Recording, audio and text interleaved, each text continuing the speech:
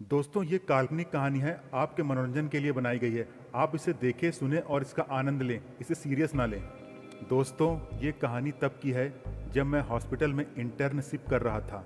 एक सुंदर aunty doctor से मिलने आई और मैंने किस तरह उनको अपने जाल में फंसा के वो किया, इस बारे में बताता हूँ। वो ठंड का मौसम था और उस ठंड में मुझे गर्मी एक मस्त आंटी ने दी थी। उस दिन मेरे बॉस दूसरे शहर में मरीज देखने गए थे, तो सभी मरीजों की जिम्मेदारी मेरे और मेरे साथ के स्टाफ पर थी। उसी दिन उन आंटी से पहले बार मैं मिला था।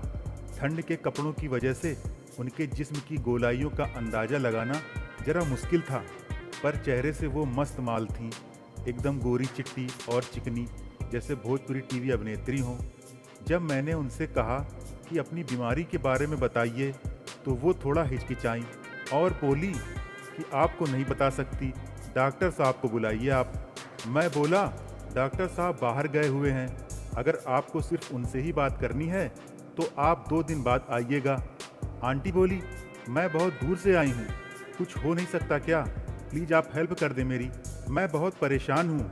मैं बोला, अगर आपको कोई प्रॉब्लम नहीं हो तो मैं आपकी परेशानी बॉस को कॉल पर बता देता हूँ, वो मुझे दवाई और इलाज बता देंगे, फिर मैं आपको दवाई दे दूंगा। फिर आंटी मेरी बात मान गईं। उन्होंने बताया कि उनकी जांघों पर इन्फेक्शन हो गया है, जिस वजह से वे परेशान हैं। मैं बोला, आप एक काम कीजिए, जिस जगह इन्फेक्शन हो गया है वहाँ रूम में जाकर आप वो फ़ोटो ले लीजिए, ताकि मैं बॉस को भेज सकूं और वो मुझे बता देंगे कि क्या करना है। आंटी को मेरा सुझाव अच्छा लगा। उन्होंने अंदर कमरे में जाकर फ़ोन से फ़ोटो निकाली और बाहर आ गई।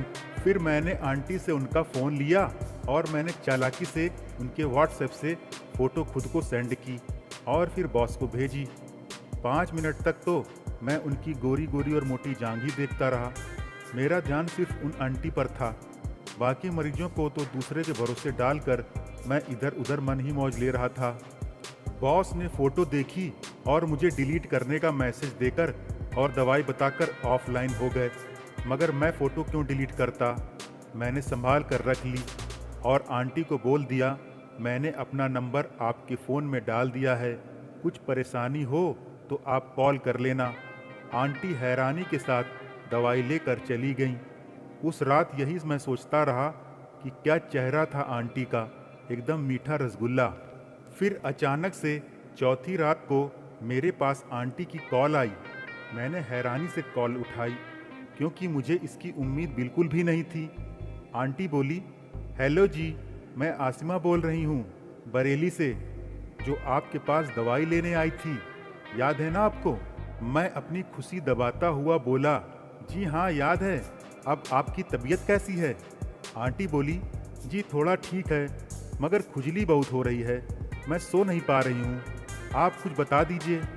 मैं बोला, ऐसे कभी कभी खुजली होती है, आप परेशान मत हो, जल्दी ही आराम मिल जाएगा आपको। मैं सोचने लगा कि ऐसा क्या करूं जो आंटी से दोस्ती हो जाए। मैंने अब उनके व्हाट्सएप के स्टेटस देखना और उन पर कमेंट्स करना शुरू किया। फिर प्राइवेसी के साथ उनके लिए मैं अपने हॉट स्टेटस लगाने लगा।